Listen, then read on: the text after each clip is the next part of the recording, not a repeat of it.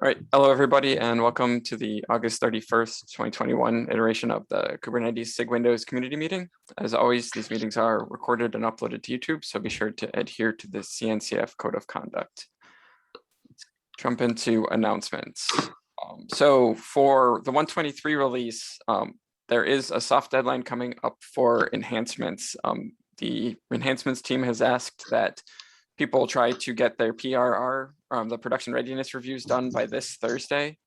That is because there's a pretty small pool of PRR of the production readiness review reviewers, and they want to make sure that people get adequate time to kind of look and address feedback. I am currently tracking 3 enhancements for SIG-Windows. There's the host process containers to beta, there's the node service log viewer to alpha, and there is the new OS field / pod admission, identifying the OS in pod admission, going to alpha. If there's any other enhancements, please let me know so we can get those added and tracked. I haven't seen PRR reviews for any of those, and I'll start pinging people more aggressively on coming up. I don't think that the node service log viewer one needs any other reviews, but we've got David Eads as reviewer for both of the other 2 keps, so I'll just make sure that they're in his queue to look at.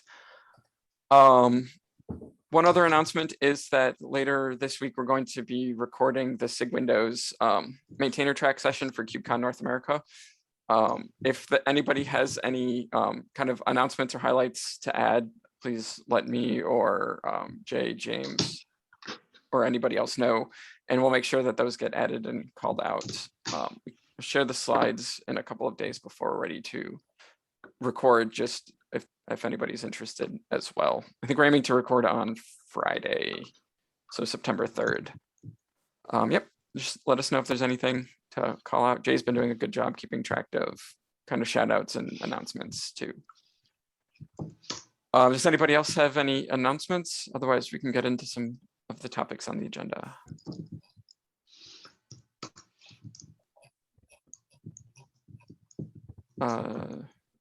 Ravi's going to rejoin, but I think we can continue. All right, James, you've got the first agenda item. Yeah, so we run a nightly job for Containerd, and the Containerd, there was a change that was checked in that passes the run as username to the pause image. And the test that we have that verifies that the container doesn't start never gets marked as failed. So I dug into it a little bit, and Adeline also looked at this as well. And we noticed that the pause, or the if the sandbox container never goes to or if it fails to come online for some reason, in this case where the run as username doesn't actually exist, or the another case would be when the OS image mismatch is there, the pause stays in pending state. So the test is failing because we check for failed state. But I wanted to know if anybody had any thoughts on whether or not a pod should go into a failed state if the pause container starts up. I guess they maybe don't see this very often on the Linux side, but this is our second use case from Windows side. So yeah, Aravind, I think you had an issue with this a couple, like maybe 2 releases ago too, where there was a pause image that didn't have the matching OS for what you were running on, and I think you remember saying it was very difficult or confusing to troubleshoot. Yeah, I do remember that, and I thought James corrected me on it, and he pointed me at where that error message was, is my last memory of it. And I think I closed that issue based on James's recommendation. Do you remember, James? I think that's what we did. Yeah, I think we said that the language between a pause image and an for container and all those types of names all was kind of strange. And so maybe it was like something that we could potentially improve, but yeah, I don't think at the time I noticed that it stayed in a pending state. but I was going back and looking at it, and the pod stays in a pending state, even though the pause container has failed to start. And so and that's what's happening here. And so I wanted to, before we go fix the test, I wanted to see if we should be actually marking these pods as failed. This may not be an answer. It's something we can answer here. We might need to go to SIG node and ask there as well. Yeah. Sorry, go ahead. Oh, no, go ahead. Yeah, so once the pod has landed on the node, the stage or the phase in the life cycle of the pod that the controllers would look at is it in the pending state or not? Because the admission has happened and kubelet is saying that I'm not able to hold it. It could be for various reasons, but that's the life cycle state that we are going to look at. But you think it should be in the failed state? Is that your concern, James? Yeah. So it looks like the error gets reported back up, and you can like describe the container, and you'll see that there is an error being reported as an event. Right. But then there's a section of kubelet where it goes through and looks at all the statuses of all the containers, but it doesn't include the infra container as one of those. And so in this case, it goes through and looks at all the containers and it says they're all pending, but it didn't look at the pause, which did have an error state. And so it never gets reported as a failed pod. Okay. Yeah. Yeah, we usually don't look at the pod state because we assume that it is always going to be available and running. Because that is not something that we put in the pod spec as well, right? Because it looks at the init containers and the containers. So we assume that it is always available to be up and running. But are we, like, Ravi, are we missing the point here is in the Linux side, right? You'll never read, I don't know whether you'll ever hit a stage where you have this mismatched pause container issue. We may not, but the pause image or the pause container may not come up even in Linux case. Yeah, we actually ran into this because we were updating the behavior for how the pause image runs to be more Linux-like, where you can specify, if you set the run as username on the pod spec in the Windows security context, now the pause image runs as that. And that was a request because if you set like a run as user in the Linux security context or in the pod security context for Linux pods, I believe that the pause image will, or the sandbox container will run as that user too. So I think that there are use cases, or there are ways that this could probably reproduce on Linux. So I don't know whether this is a tangent, Mark. How does the pause container, how is the pause container aware of a user in the main container image? Like, say I have created a new container image, which has like, I don't know, user foo. I thought the pause image will not be aware of that user foo. I think they skip that in the CRI spec. I think user is like a no-op, right? In the CRI spec or something.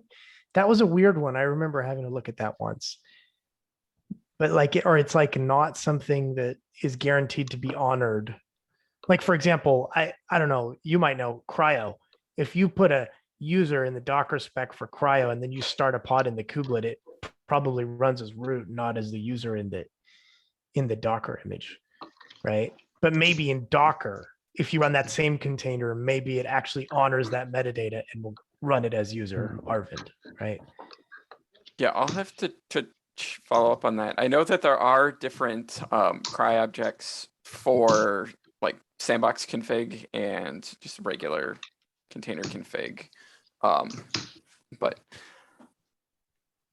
I'm not sure what the exact behaviors are. So I can, Yeah.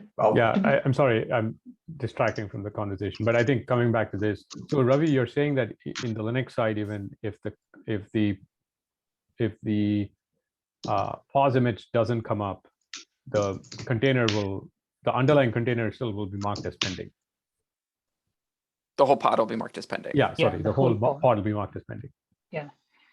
And as far as I understood, the pod is sort of an infra image. The user should not have any say in it, at least the end user. it should be at the, it's sort of a privileged container is how I see it, because that's an infra image that needs to be available for all the pods to run on the node.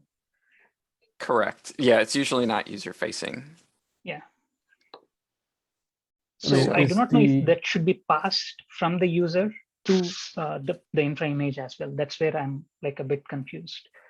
Well, I think what I'm confused about is are we trying to make a statement saying that we should just be more, we should pass the information more clearly to the user by marking the container as failed because this infra image did not come up, or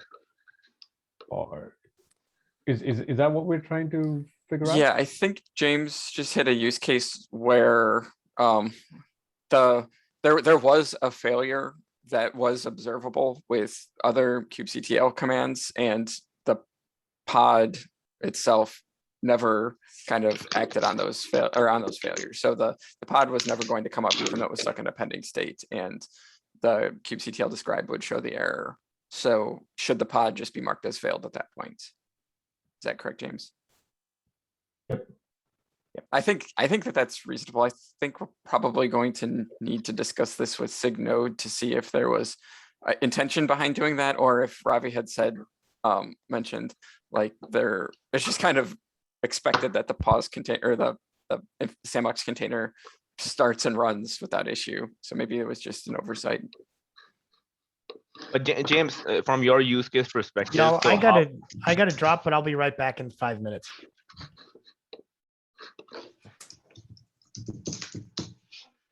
Yeah, sorry about that. Go ahead. Okay. Go ahead, Muzz. I was just asking James, how it's impacting the use case. Can you explain that a little bit more? Well, so I think the pod itself never goes into a failed state, and so when you look at the pod, it's in pending, and you have to go do more investigation to figure out why it's in a pending state. I think it's more of like a user experience kind of thing from my perspective. Right, but to Aravin's point, we have never seen this on Linux side. Well, I think we could see it on the Linux side, hypothetically, is what I think Ravi's point is. Say the pause image on the Linux side for some reason is not available at all. I think we'll run into the same scenario is what I think Ravi's point was. And I agree with him that, yeah, on Linux also we'll see pending. And I think it might be a good idea to talk to the node folks. That's why is that the right thing to do? Is there some reasoning behind it? Some historical reasoning that we are not aware of? Or should we change the behavior? Yeah. Yeah, I agree. Yeah, especially because this is affecting any user, we should definitely. Thank you for bringing this up, James. Cool. I'll start a thread in SIG-Node. And you're right, James. I don't remember looking at the pod status when we had that mismatch container, mismatch pause image with the host issue that happened. I was just trying to find the error message. I don't remember the status. It could have been, most likely it was in pending forever. Yeah, I think we pointed you to the kubelet log where there was the error starting the container, and then. And I was kind of happy with it, because yeah, I'm okay looking at the kubelet log, but I think most end users won't have that opportunity. Yeah, and this also happened to me as well some time ago. Basically, I configured an older pause image as the pod infra image, which did not support the pause version I was running on. And my pods were also in pending, and I had no idea why until I investigated exactly why. And neither the errors in kubelet didn't help much because it only said that the OS version did not match, but it didn't specify that it didn't match in the sandbox image. I was expecting my container images to be busted, not the sandbox image. Yep. All right, yeah, we'll follow up with SIG-Node or with members of SIG-Node to see if this was intentional or just an oversight, I think. Sounds good. Next agenda item, is this J? Looks like it. Oh, I took a look at this. I think Jay was just suggesting, yeah, we add more tests around this scenario. So it looks like there was an issue that was discovered where static pods, if they were created and deleted within before some cleanup could happen, they would not come up correctly. So we can just add that test coverage. It looks like Jordan and other people are tracking this issue though.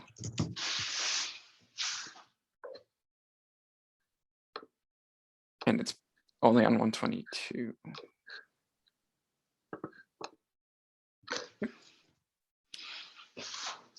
All right, does anybody have anything else they would like to discuss? If not, we can end this and wait for Jay to get back for the pairing session. I had one question, Mark. Sure. This is about, I remember us talking about updating the docs for Windows 20H2. Did we ever do that? I know Ravi was trying to do some updating in this area. Do you want to take care of it or answer that? Sorry, what's the question, Arvind? Is adding support in the docs for 20H2? I thought somebody took an action item to update that in the user-facing docs. Was that 20H2? 20? I think we're at 2004 still. Yeah, probably Brandon. I think Brandon is out on vacation, Arvind. Let's confirm that. Mark, do you want to put just a note there? Yeah. And we can confirm it with him. Yes, I know Brandon was working on. If he doesn't get a chance, I can happily do the PR. But yeah, good point, Arvind. Okay. Yeah, I'm also okay doing the PR, but I think there was something that you wanted to confirm before we added it. So that's why, you know. I think he's talking about 20H2. Mark, yeah, 20H2. not 20H2. Okay. Yeah. I think I remember adding it, but let me check the docs once. Yeah, there shouldn't be an issue with 20H2, and that should be straightforward. It's a SAC version, right? So correct. Yeah, it should not be a problem. Yeah, it's there. I just checked. Oh, is it there? 22 we have. Tell me where you see, because last time I checked, it was still 2004 in some spot. No, 2004 is the long term, right? Windows Server. No, 2009. that is 1809. That's 20. Yeah. Yeah. No, that's 20H1. 2004 is 20H1. 20H2 is 2008. So the LTSC we support is 2019 and SAC versions is 2004 and 20H2. Correct. Okay. Those are the two currently. I thought 1809 is also LTSC, right?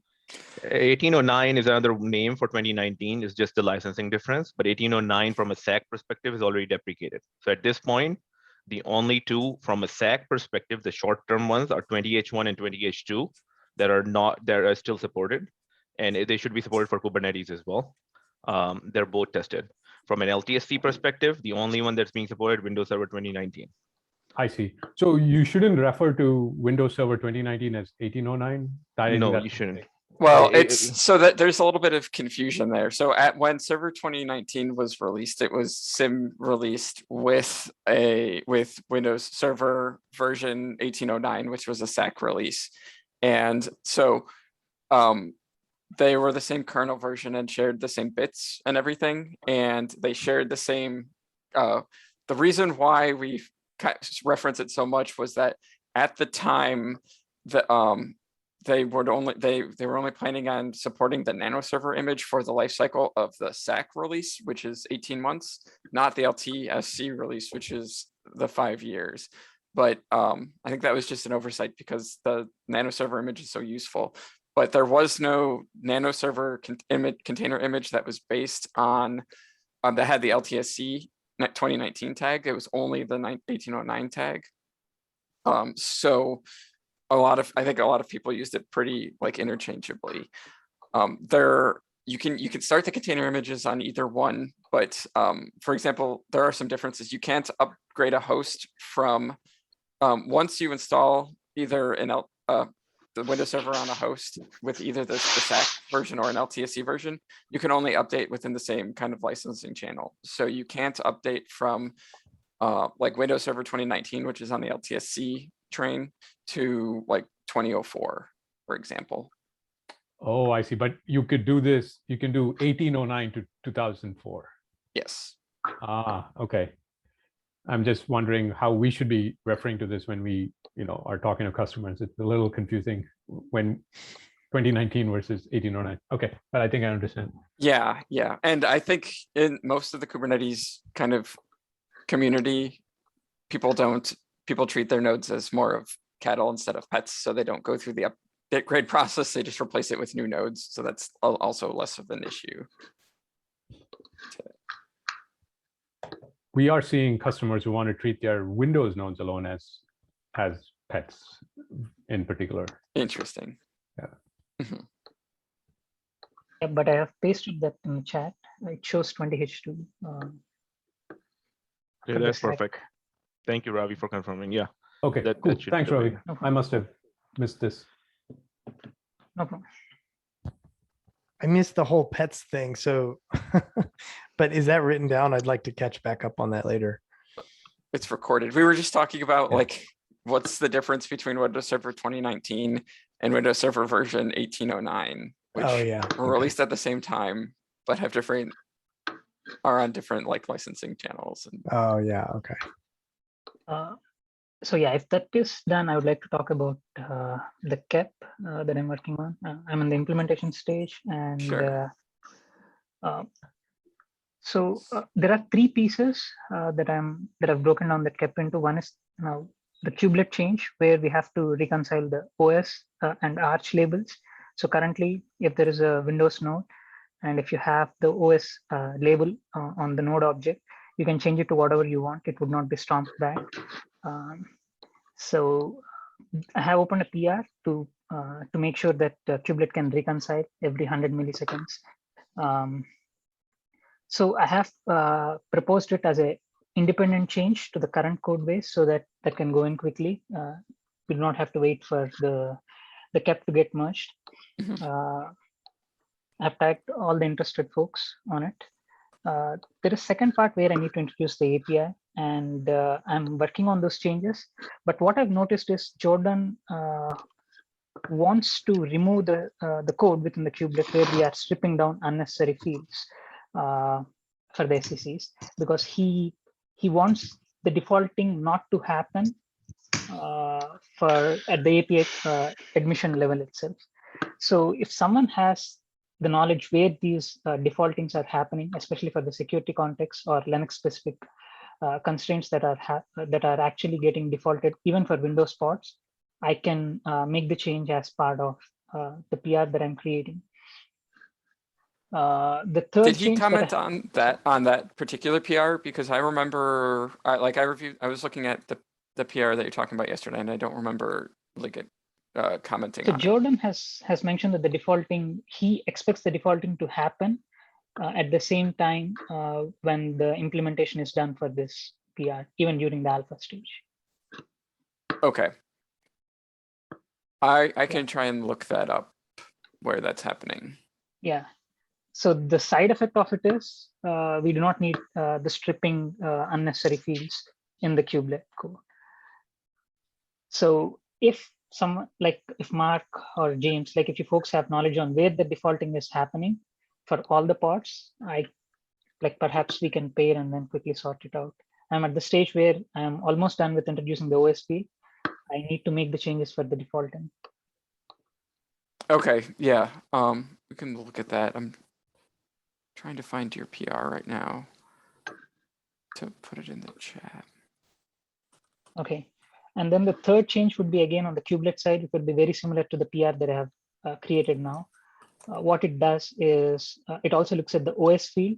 Kubelet would look at the OS field on the pod and say if it exists. And if it mismatches the node label, it is going to reject the pod during the admission time on the kubelet. So there are going to be three moving pieces in it. The first and third changes are related to kubelet. The second one is related to API. I have tagged all the interested folks, and if people would like to look at it, yeah, that's the one. Mm-hmm.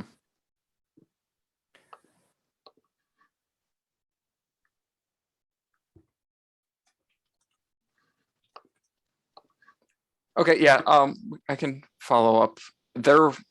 What I'm trying to, there was a couple of the security context fields that we did strip if it was a Windows pod, and I think I can find where those are, but probably not until after the SIG-Node meeting. Yeah, I have opened the PR some time ago for the kubelet stripping part too, especially for some SECs. But I believe there are other fields too that I could have missed. I thought that there wasn't defaulting. I thought that was part of some type of out of tree system that was putting those labels on all pods that came in. Oh, the change that I introduced is because we have an admission controller in OpenShift which adds them, but it is not available on core Kubernetes. But Jordan says that there are certain fields that are getting defaulted. Even Derek mentioned the same, right? So we can remove those is what both of them were suggesting, but I'm not sure where that is happening. Okay, we'll have to look, or maybe ask Jordan if he knows that they're happening. Okay. Hey, Ravi, are you aware of that? There's that run as user and run as username. Do we know that?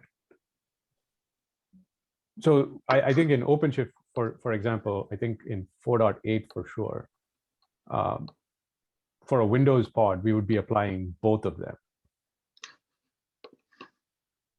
Like run as user and run as username, which causes other problems. But yeah, we should maybe somehow not allow that to happen.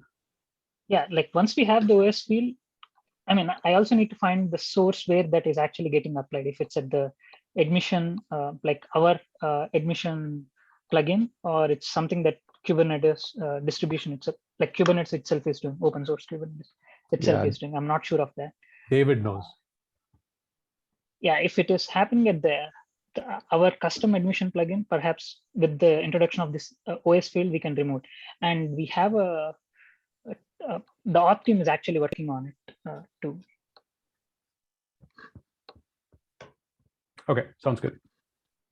Yeah, but I want to find out, is there something within core Kubernetes that we need to stop defaulting at some point of time, or even now based on the OS field once we introduce? That's what I'm interested in finding out for now. I think what Aravind just mentioned was what I was thinking of, where there was some users had some admission plugin that was adding fields to all the pod specs, and it was breaking Windows pods, so then we updated the kubelet to strip those fields if it was on Windows, but I'm not sure of any defaulting in the kubelet if those fields aren't kind of coming in as part of the pod already. Yeah, I think I remember this. So Ravi, I think this is way back where the kubelet would not let a pod go to running because of some SE Linux, what do you call it? Something SE Linux related in the spec. Right. Like I worked on that too. Yeah, like, that's what I remember. I think, yeah.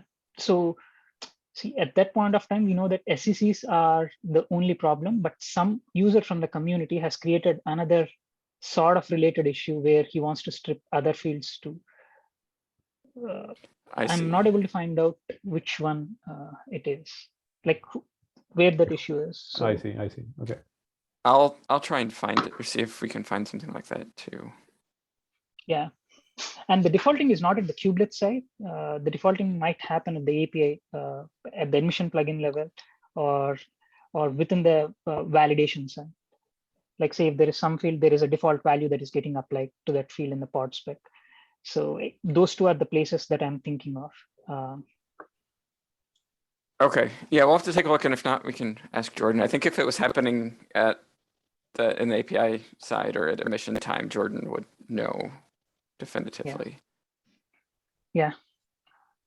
But, all right, that's all I have. I'm sorry for taking a few more minutes.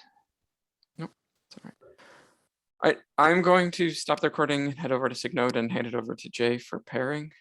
Thank you everybody for attending and great work. Can I have a question? Can I ask a question? Oh, sure. Yeah. So this is Jim from Microsoft Windows Container Team.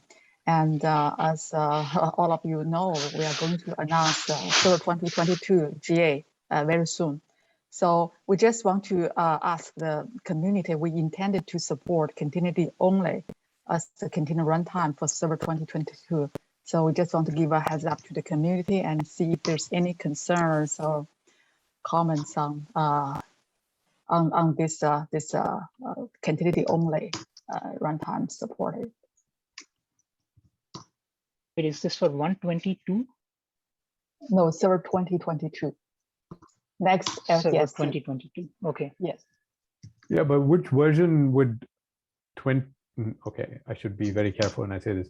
Which version of 2022 will correspond to the Kubernetes version? Like, are you trying to announce support for 123, 124? Or is it going to be all retroactive? I think depends on the test, right? The test that right now we are doing for conformance test is 120. Is the latest 121 or 122, right? Is that the case?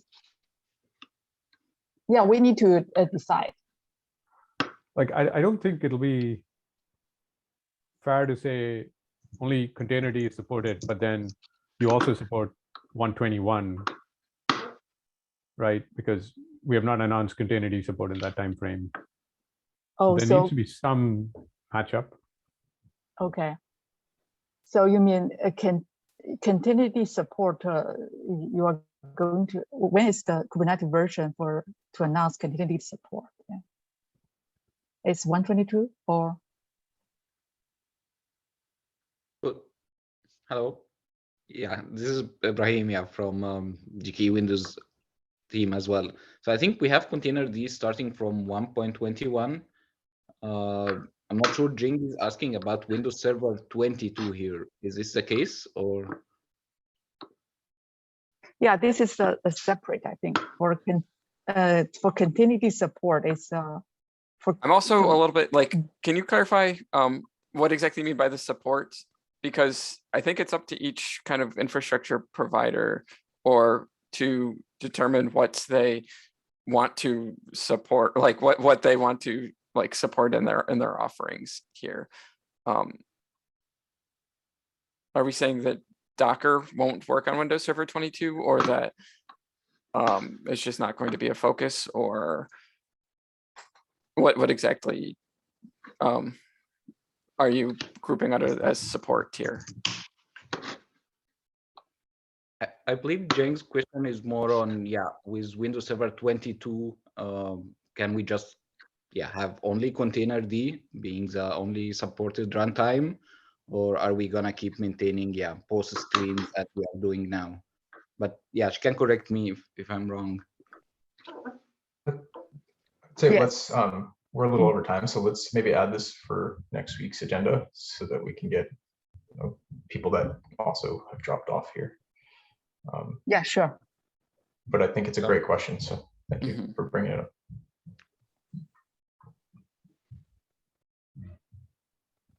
Okay, thanks all. Thank you. Bye. Thank you. Bye, folks. Thanks.